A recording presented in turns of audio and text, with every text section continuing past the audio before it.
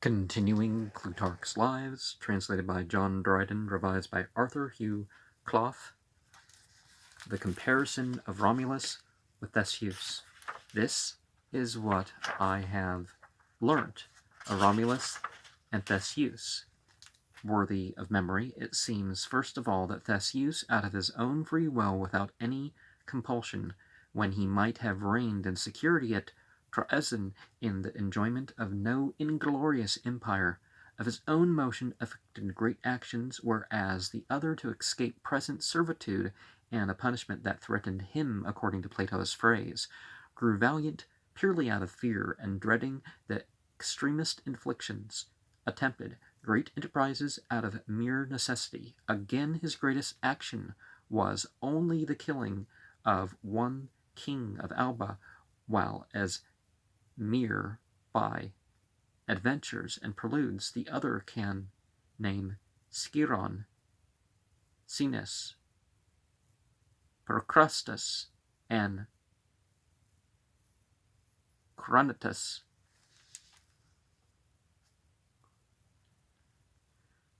By reducing and killing of whom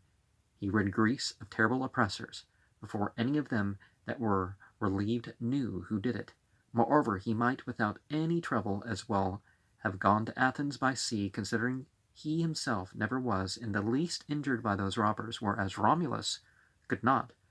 but be in trouble whilst Amulius lived.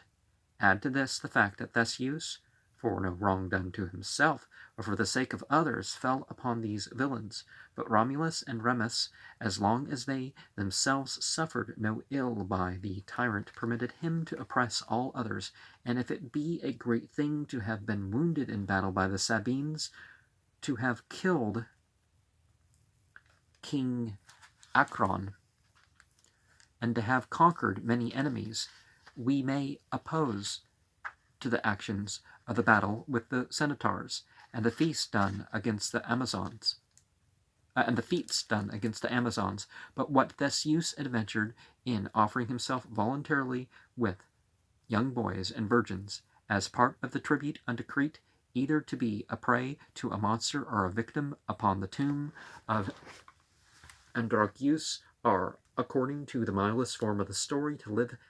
vilely and dishonorably in slavery to insulting and cruel men. It is not to be expressed what an act of courage, magnanimity, or justice to the public, or of love for honor and bravery, that was. So what methinks the philosophers did not ill define love to be the provision of the entities for the care and preservation of the young, for the love of Ariadne, above all, seemed to have been the proper work and design of some entity in order to preserve Theseus, and indeed we ought not to blame her for loving him, but rather wonder all men and women were not alike affected towards him, and if she alone were so, truly I dare pronounce her worthy of the love of God, who was herself so great a lover of virtue and goodness,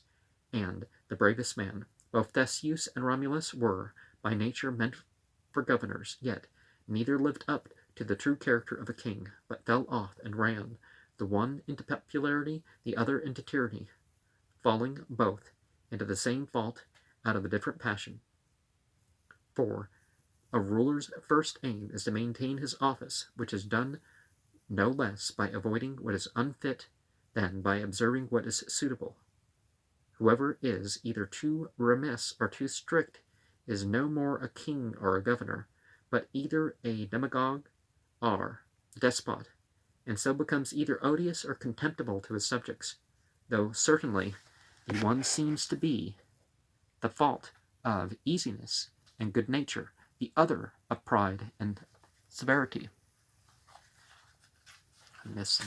like 20 minutes of the footage, so I'm going to have to end this without finishing this part. If men's calamities, again, are not to be wholly imputed to fortune, but refer themselves to differences of character, who will acquit either Theseus of rash our unreasonable anger against his son, or Romulus against his brother, looking at motives, we more easily excuse the anger which a stronger cause, like a severer blow, provoked. Romulus, having disagreed with his brother advisedly and deliberately on public matters, one would think could not on a sudden have been put into this so great a passion, but love and jealousy and the complaints of his wife, which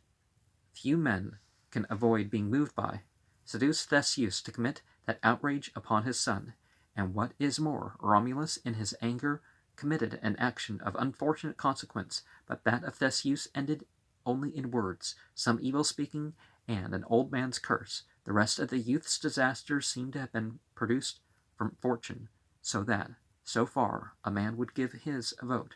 on Theseus's part. But Romulus has, first of all, one great plea, that his performances proceeded from very small beginnings, for both the brothers, being thought servants and the sons of swineherds, before becoming freemen themselves, gave liberty to almost all the Latins, obtaining at once all the most honorable titles, as destroyers of their country's enemies, preservers of their friends and kindred, princes of the people, founders of cities, not removers, like Theseus, who raised and compiled only one house out of many, demolishing many cities bearing the names of ancient kings and heroes.